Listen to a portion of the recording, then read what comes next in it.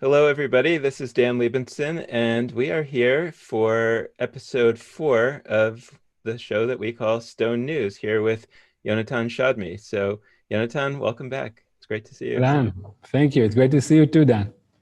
So, first of all, we had a little bit of a technical glitch this morning trying to stream directly to your YouTube page, but we're working on that. And it's called The Fear of Isaac. And I thought that maybe you could say a few words about what that's about. Sure, thanks. So The Fear of Isaac is basically a project I've been working on for 2 years. And it's my attempt to sort of, it's weird to use these words. It's my attempt to connect with God, I guess, if God is understood as some internal voice inside me, which I'm sure it's there. I know the voice is there. I feel kind of disconnected from it. And The Fear of Isaac is a YouTube channel sort of documenting my attempts to connect to that voice. When you think of God, what do you think about? Okay, so let's dive right into that. But you know what? I want to try something that we do as part of Fear of Isaac, which is one of the challenges of hearing God is that you have to do, it's like streaming. You have to do a lot of steps before, it's still technically very difficult, at least for me, to hear God. There's a lot of stuff. You need to like be in your body, then you need to hear the world, then you kind of need to see your psychological state, and then you're kind of ready to begin. So one way to like do it in a small way, בזעיר אנפין, ככה, really sort of to just show you how it works, or how we begin, is saying, how are you? And like taken seriously, it's one of the hardest questions to answer. And usually, many times people, I know I went at first to the sort of psychoanalytical answer, where you're kind of thinking, well, this is what's going on in my life, and these are the narratives that I'm living. And this is something else. So let's try to do it. Okay. So just feel free, and I'm going to begin by asking you, Dan, how are you today? And I should just answer what comes to mind? How are you? I'm good. I feel like I'm good. I feel like, I feel for the first time in my life that I'm happy to not be sick when I wake up in the morning. I think about the prayers that I don't say, but the morning prayers that include, blessing God for keeping us healthy or healing us. And I just feel very grateful that I'm not sick. Okay. So let's try to take a few steps back. Okay. And saying, I'll demonstrate a little bit, and then I'll hand it over to you. Okay. First of all, it's good to do this. Then, well, my heart beats kind of fast. I saw that I was kind of sitting in a bit of a crooked way. I was kind of probably my tension. I held my leg, so I'm kind of now. Okay, yeah. So I'm kind of tired. And my heart beats kind of fast. And I got here really quickly. This is from Bnei Brak, which is an ultra-Orthodox city in near Tel Aviv. And I got here from the Dead Sea. And I literally still have the sort of the desert in my fingernail. So, but you see, I'm already not doing what I'm supposed to do. I'm already telling you a story. So yeah, I'm tired. My heart beats. The thing is that when you start doing it, I kind of start to feel my body. Now I'm feeling here something. I don't know if I'm nasal, if it's sand that got into my nose. Maybe you can try it now.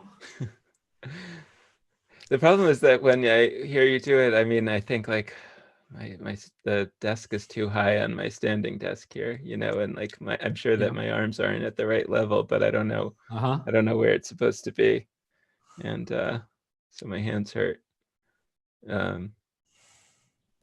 really good. It's not very profound. It's not very profound. Well, it's not supposed to be profound at all. Part of the problem is that we jump to the profound part without the roots.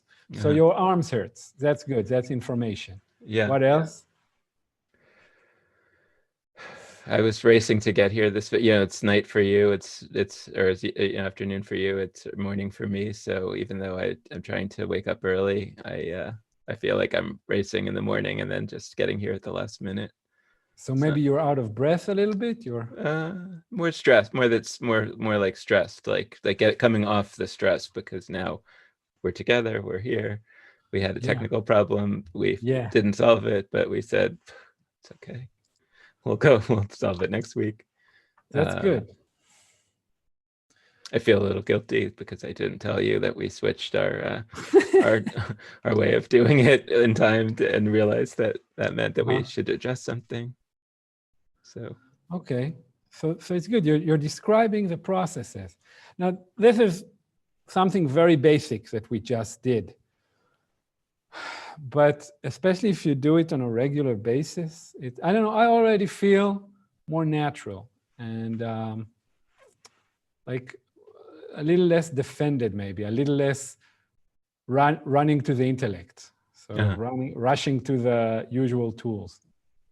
I mean, what is it that you're trying to get at? Like, is it sort of like when you do meditation and they say, feel your breath and feel your body, or is it something different?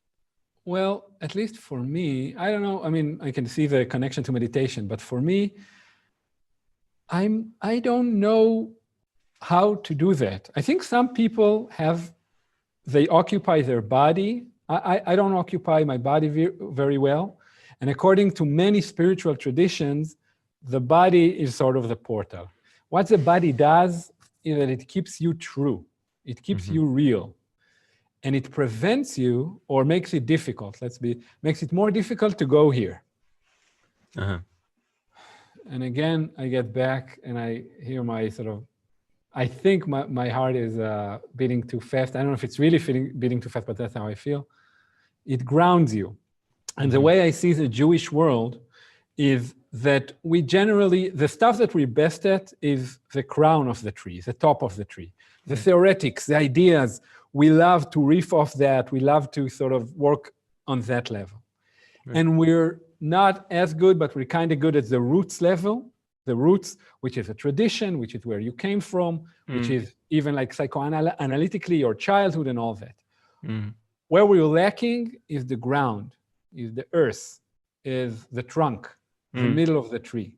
And when you build the crown and you don't have the trunk, then you're going to be, I still have those experiences where you're frustrated. You have these great ideas, this idea, that idea. You sometimes, and even you may develop it, and it may be very successful externally, but internally, if you're not centered, to me, it's lacking.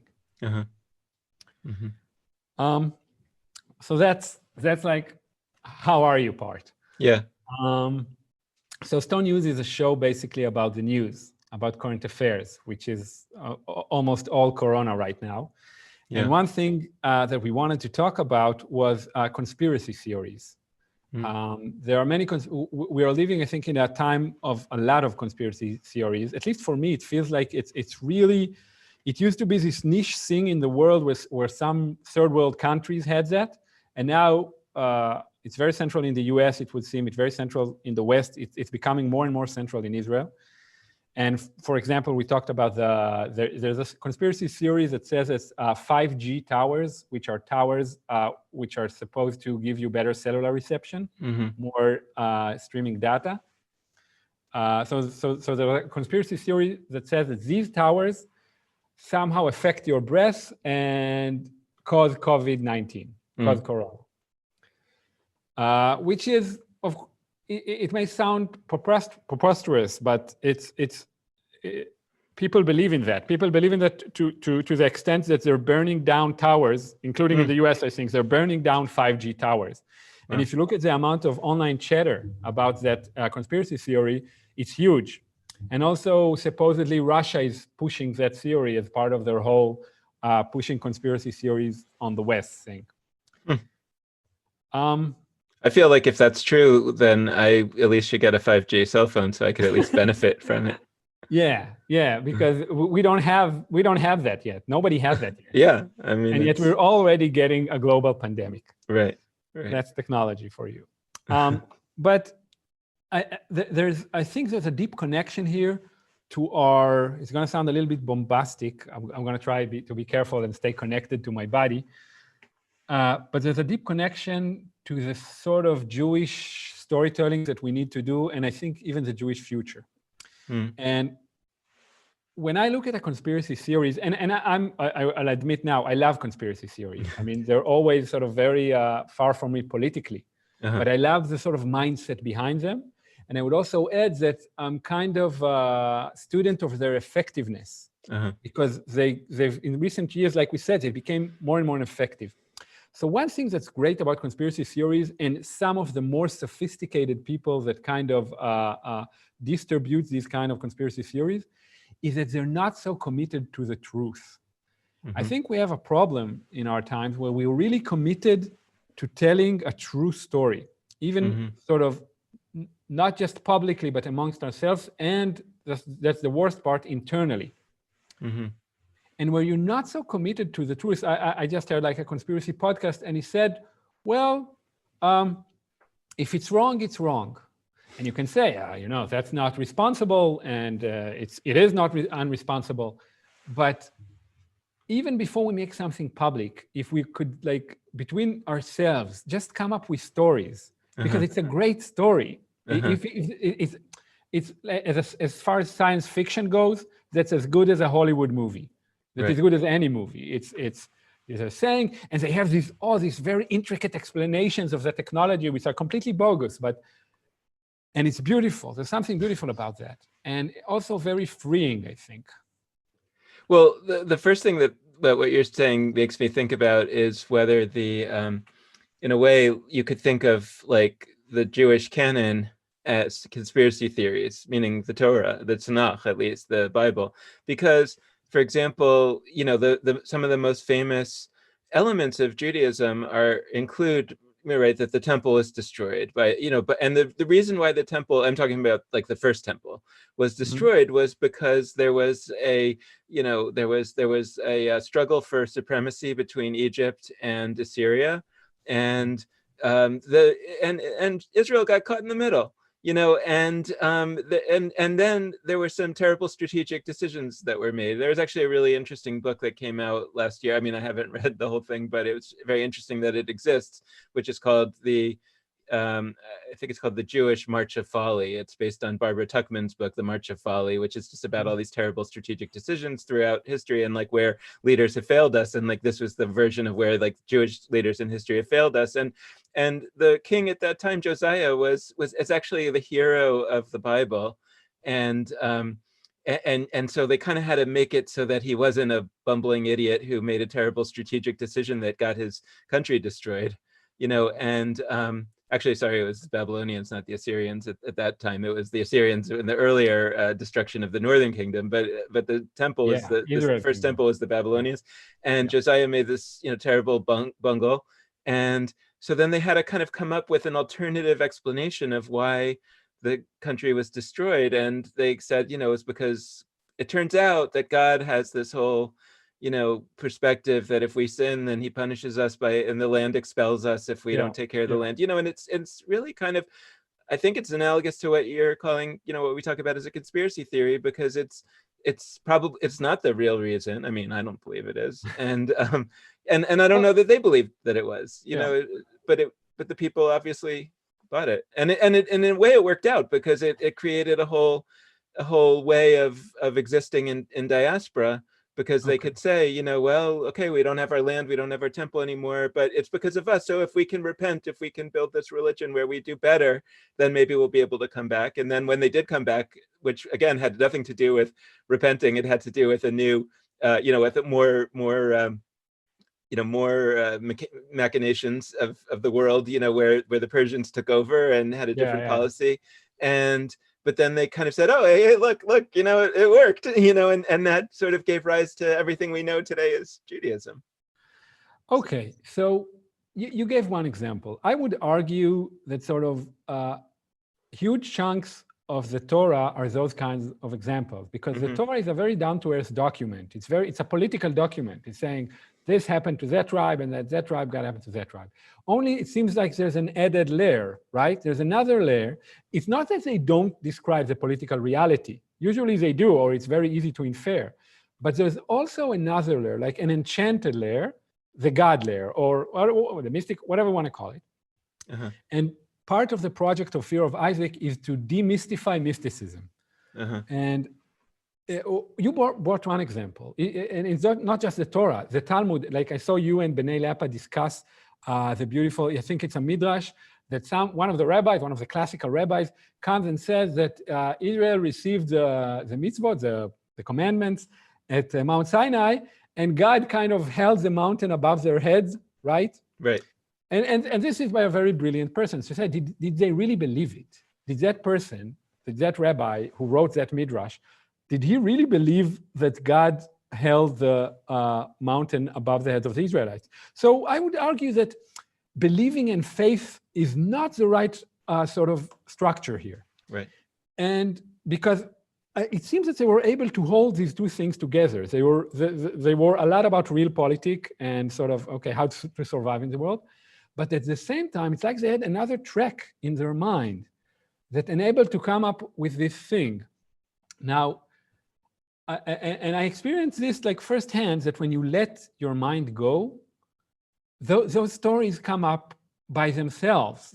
I always argue that I think that humans, and it's maybe important to say that historically humans have been doing those kinds of stories for as long as there's been humans. Like you can say it's 50,000 years ago when there's the first burials. Some people say 120,000 years ago when there's the first like shells.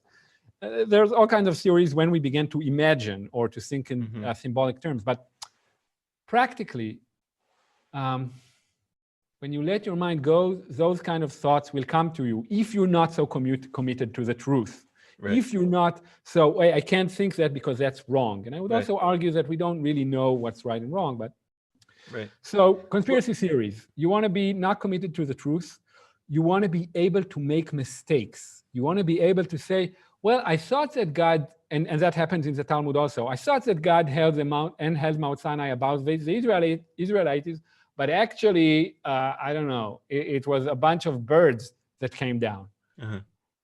So that's like the first feature. I guess my question is, first of all, I mean, we don't have to answer this right away, but I mean, at some point the question is like, what is there a difference between a conspiracy theory and something more that we might call more benign or more benevolent, like this, meaning like, I do think that, and by the way, I think we should reread Yuval Noah Harari's book, Sapiens, because it's really all about how these stories are critical to the way our society works, but they're not really fully true. Like money doesn't really exist. And it only exists because we accept a story, but the story is not real. The money isn't actually based on anything other than our willingness to accept the story. And so is it real or is it not real? And so how do we, put along a continuum, something like money, which is a false story, but okay, because it helps society work, versus like at the other end of the spectrum, the Pizzagate conspiracy or whatever, which causes potentially people to be killed, for no good reason. And at the same time kind of recognize that, and I had an experience that years ago, I don't think I told you about this, but years ago, my wife and I went to a church, or maybe we talked about this a little bit in a different way last week, but we went to this church and the pastor gave an amazing sermon about Jesus, knocking at the door. It was this really big church, so they had a lot of budget, so they actually brought a door out onto the stage, and it was like knocking on the door, and like Jesus is knocking on the door to come, and you have to, let him in or whatever it was, but it was so powerful. And I left the experience saying, does he really believe that, Jesus himself is knocking at the door? And if he doesn't actually believe it, but he believes that his community needs to believe a story like that, then is Mhm. it the right, because people learn through stories better than learning through, a list of facts. Yeah. Is it right or is it wrong to tell the story if your objective in the story is that, in telling the story, is that you think that the people will live a better life if they internalize the story? And is it morally wrong to tell a story that you don't believe is true in the way that you're suggesting that it's true, Yeah. if you believe that it's the only way that the people are going to live the kind of life that you think is good for them? And I don't. I would argue that that's the second part. Okay. All of the distribution and questions of morality, the place where you want to get to first is to be able to experience this firsthand. And once we have this, then we can sort of think, is it moral to tell this story? So I'll give an example, which I talk about in Fear of Isaac. That I have a thing I do recently where I speak with dead people. Mm-hmm. I go to the cemetery and I do what we did, sort of feeling my body and feeling like kind of listing, like you said, well, I rushed in here, I have some guilt, and just sort of listing it and just standing there. This takes like 10 minutes and not rushing anything, and I usually start, this is a cemetery at Kibbutz Kfar Blum, where I grew up. It's up in northern Israel, and both my sort of grandparents are buried there, and I stand before their grave. And what I found, it doesn't always work. And it's not something that you should sort of force yourself into, but sometimes I can actually see them sort of rising from their grave. And I was able to do that after I read a lot of academic stuff about the history of speaking with the dead and a lot of sort of more spiritual stuff.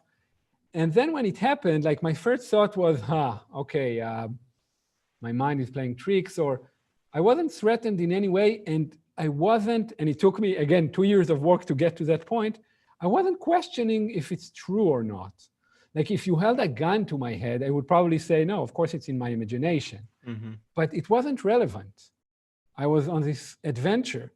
And then they right from their grave, and I actually spoke with them. And it was amazing. I was there for 2 hours. It was like a social event. I went between the different graves.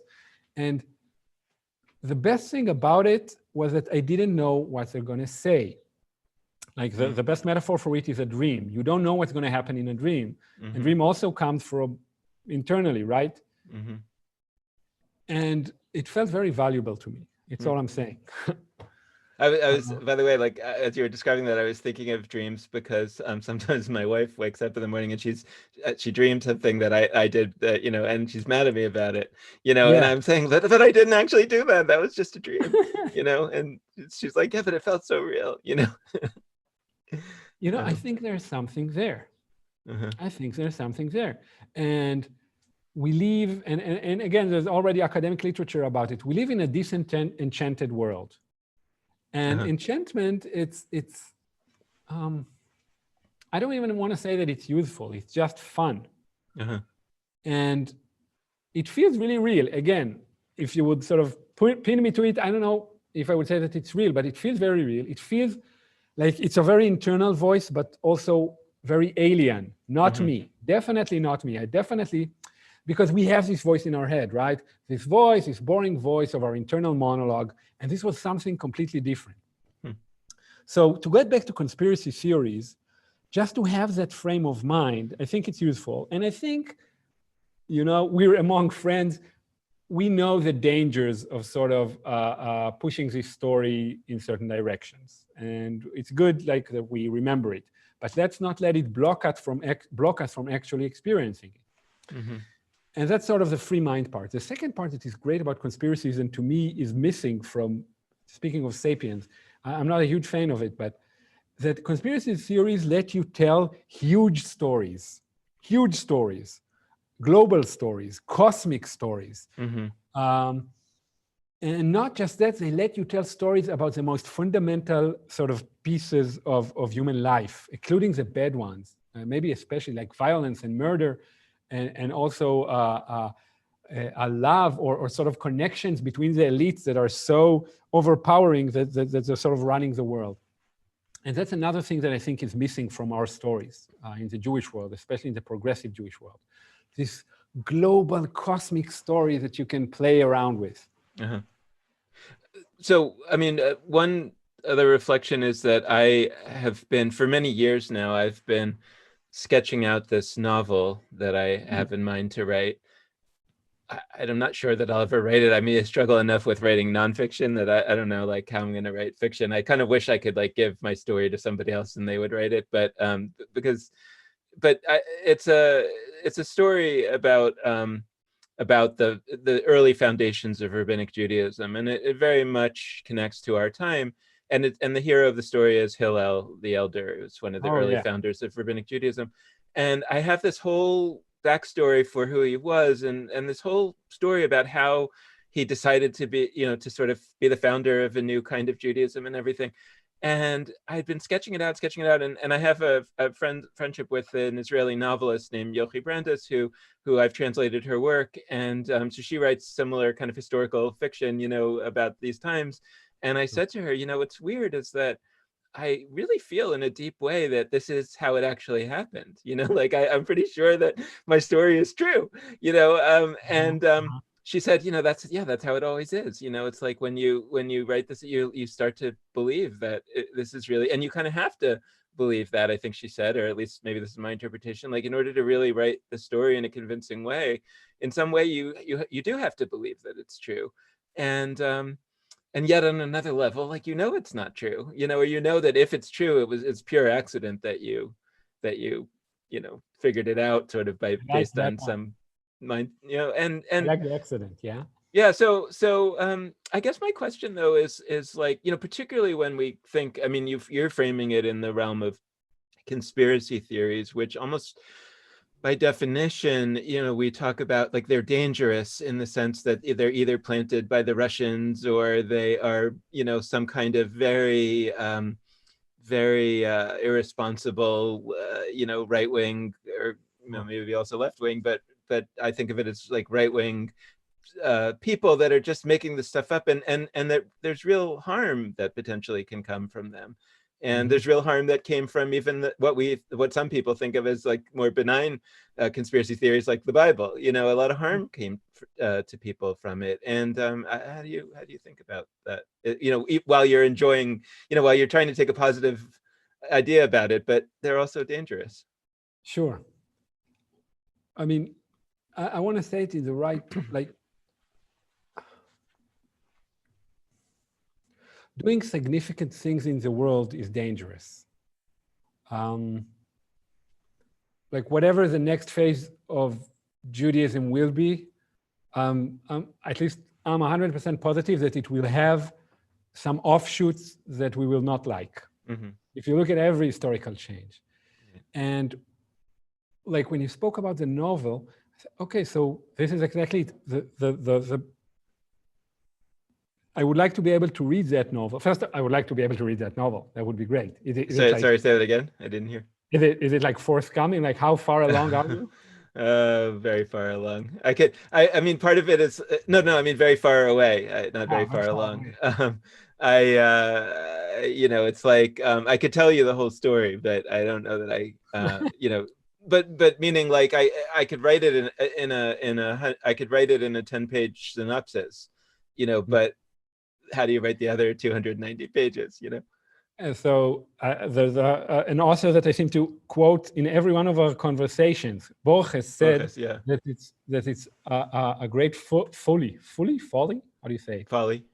It's a great folly to write volumes of 400 pages about an idea that is actually a 10-page idea. Right. And this is how he wrote. He wrote really, really short stories. Right.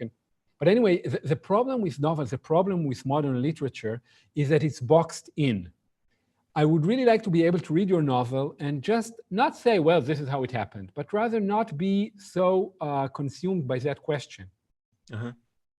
And I would argue that this is how, like you said, this is how stuff changes, because we allow ourselves to believe a story, and it's not about eliminating your doubt.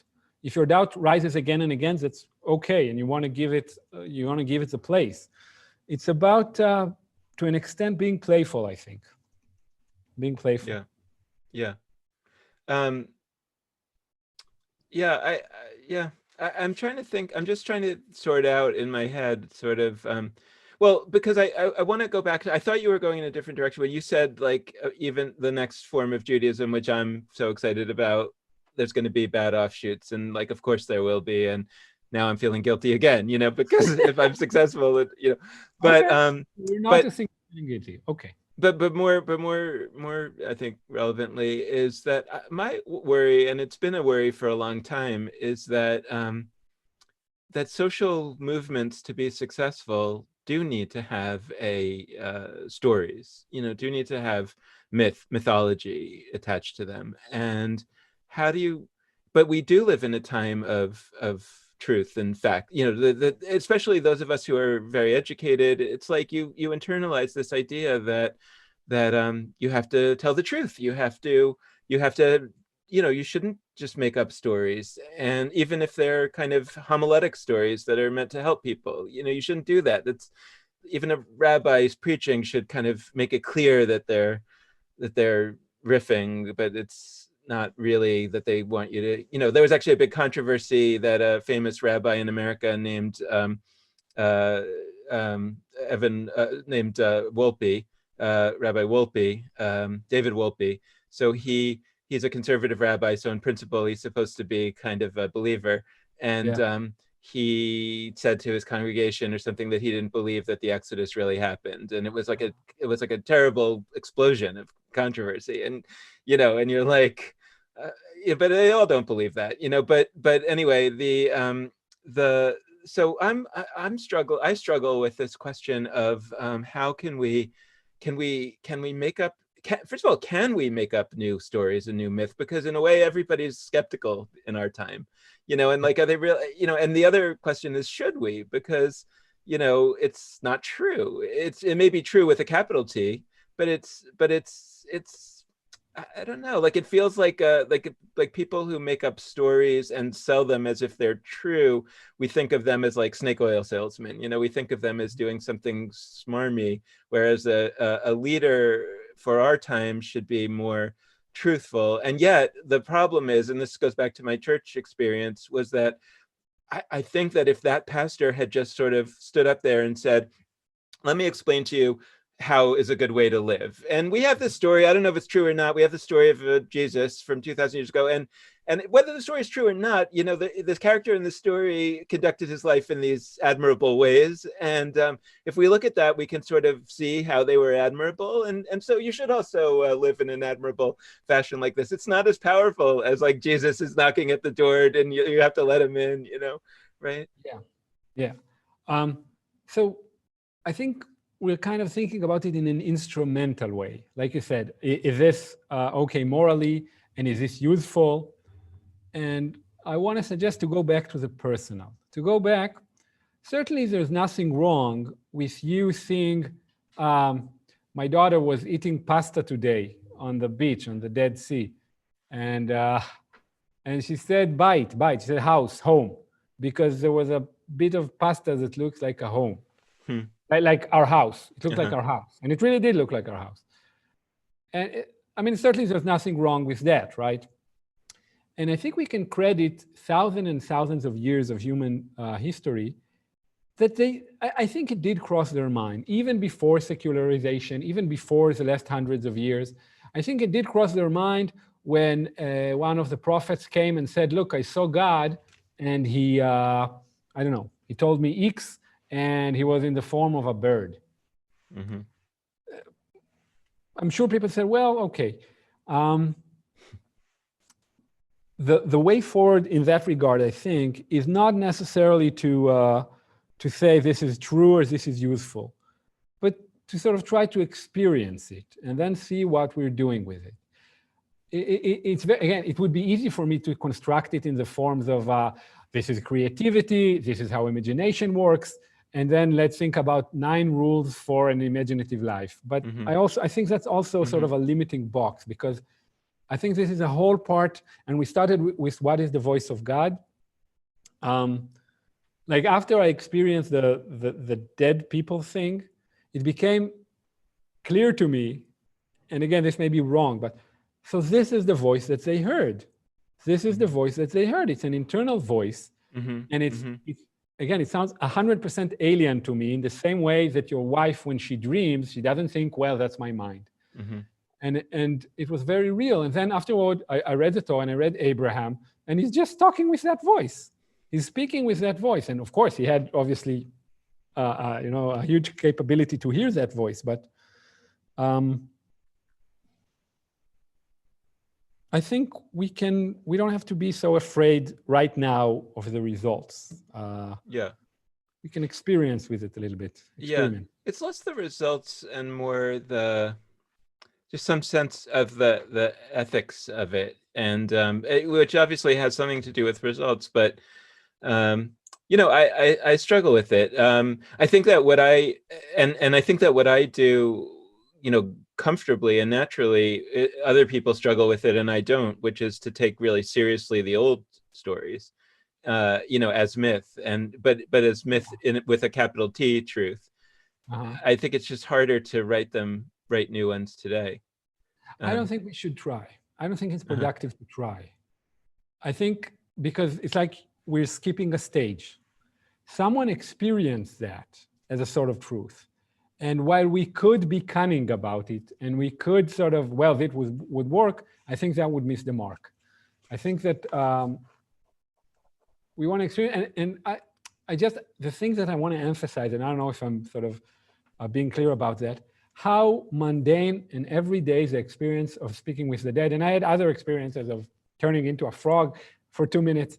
It felt so real because it was mundane. It doesn't feel like the gates of the heaven didn't open. It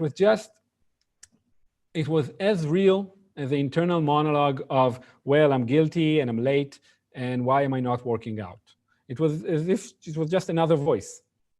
Well, just one thing before, before we sort of stop talking about this topic, there's another thing that I've been thinking a lot about with this lately, probably for the last year or so, since Michael Pollan's book came out about psychedelics. And when I've talked to Jewish thinkers about who really think about God in certain ways, some number of them, and I don't want to expose anybody, some number of them, when I've asked them offline, sort of, how did this, whole idea of God come to you, the way that you're thinking about it, which is kind of a panentheist, everything is God plus, that there's some notion like there's a God, he's not a man in the sky, but there is something there, and they would say like, well, it's when I was on psychedelics, was when I first had this experience, and I said a little, but like I haven't fully had the conversation to say like, okay, but here's what here's what I'm thinking about. Like, like you're a really smart, educated person. Like,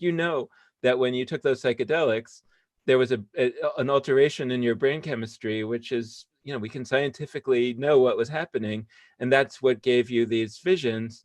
And that was what, so on the one hand, that it's not true in a certain way, what you experienced. And on the other hand, and they say, yeah, I do understand that. Of course I understand that. And yet when you experience it, you have this sense that it is true, that it is true on this deepest level. So that's like one thing that I think is relevant to this, that I, and that maybe, again, when we frame it as conspiracy theories, it gets a little touchy, but like when we frame it as stories, and myths and whatever, then at least some subset of them, I guess what I'm trying to say is at least some subset of them might very well be true, even though they're not sort of scientifically discoverable in the same way that we usually think of how do we know that a story is true.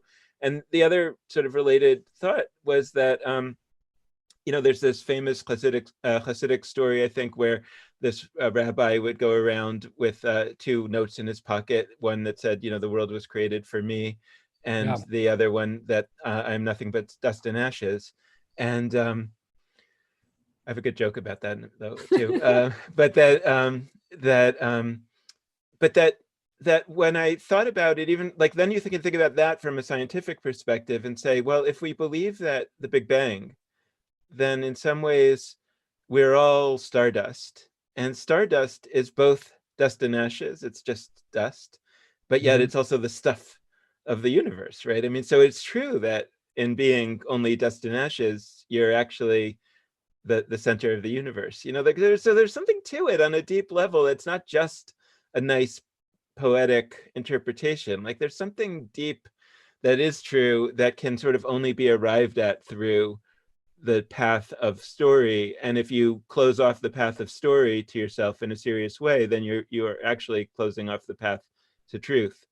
Yeah. And again, if it's not true, why is that bad? Conspiracy theories are bad, okay? And I think they exist like in a twilight realm between like, is that news or not for most people? But why is that so hard to let go of truth, of what's real? Like, I'm really asking you. Oh,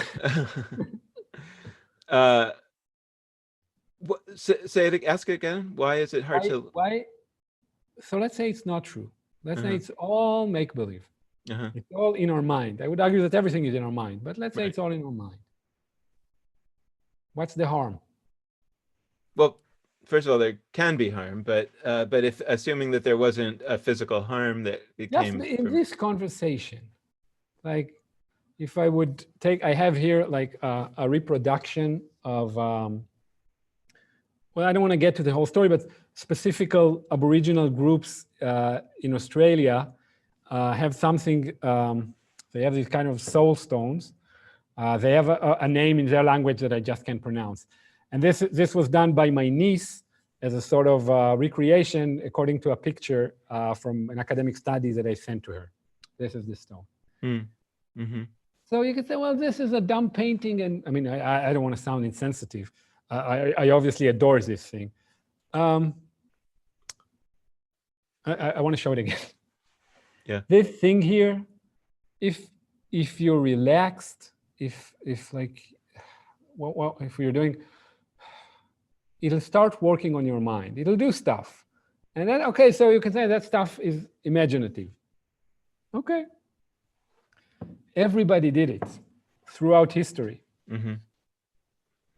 Yeah, and that makes me worry about our time, actually, because we, you know, we don't have, that's what I'm trying to say, is that by cutting off story as a source of truth, we do certain things that are, let's say, more, quote, honest, you know, or more enlightened, but we're also cutting off a path towards our ability to achieve truth. And by the way, I would say the same thing about not taking psychedelics, right? I mean, I think that the world has taken psychedelics for all of human history. Shamans have, you know, et cetera.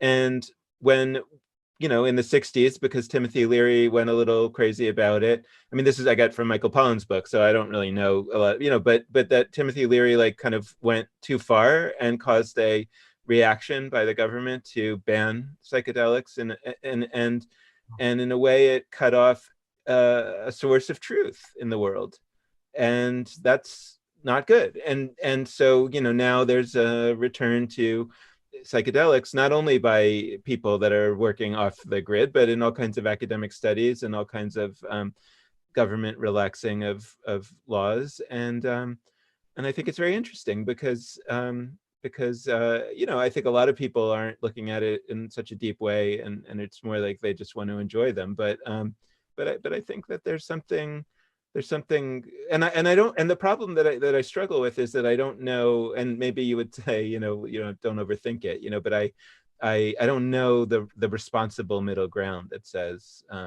you know, how do we live as a post-enlightenment people where you now have mass education in a way that we never had before in human history? How do we then sort of do things responsibly that really came out of a time when there was a very small number of people that were really in a position to be the creators, and by the way, therefore may abuse that power a lot. And maybe there's less chance of abuse now because more people can say, yeah, I know what you're doing there. What damage are you worried that you personally will cause?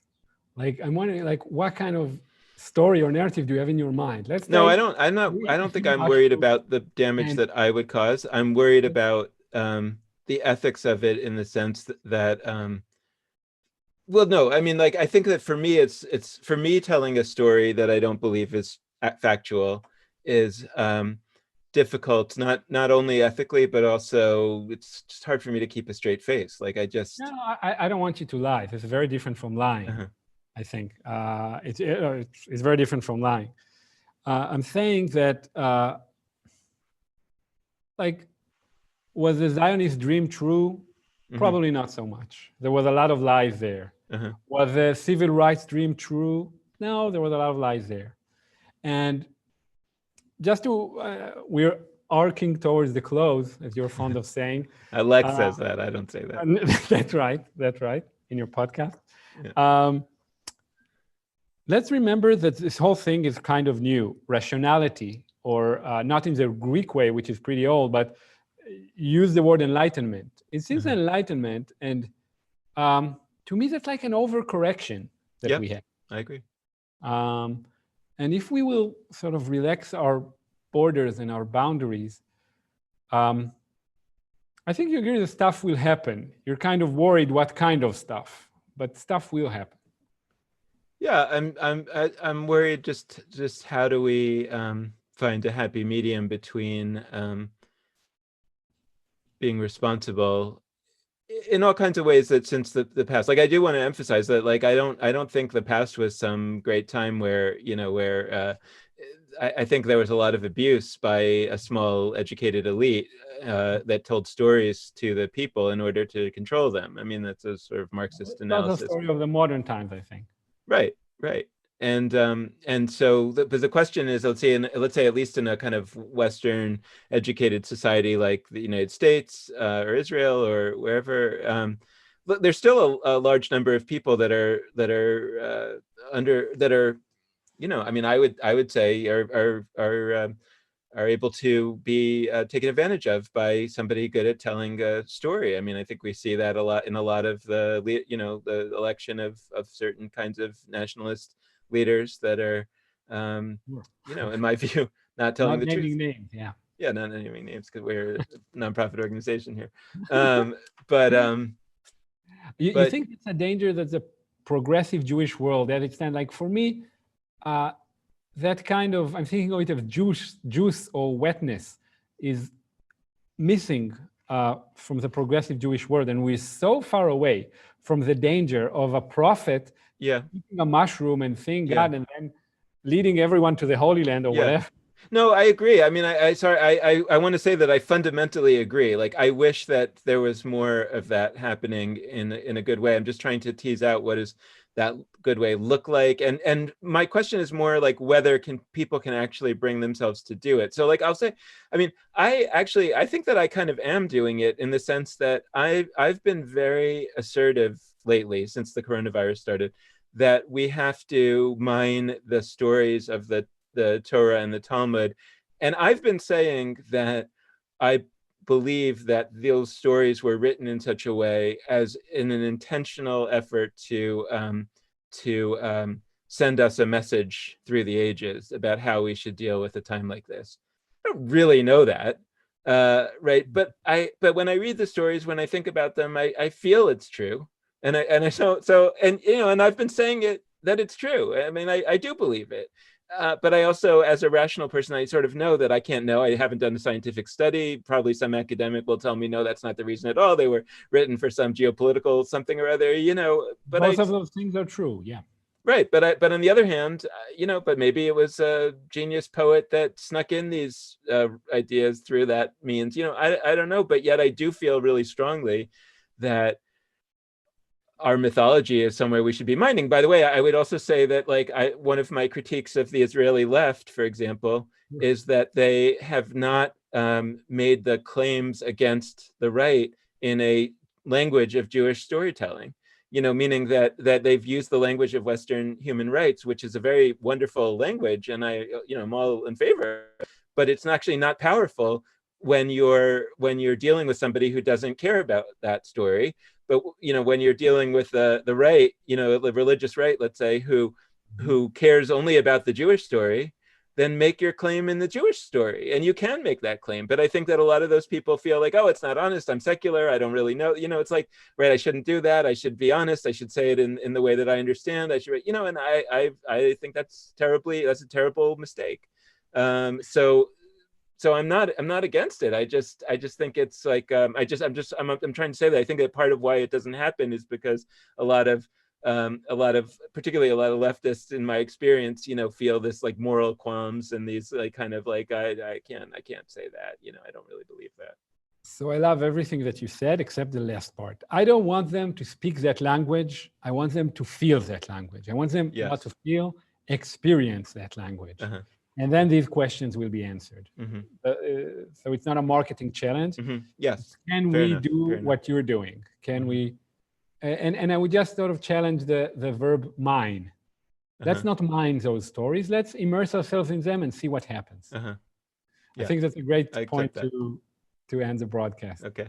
So thanks a lot, Dan. Thank you. I really love talking to you, man.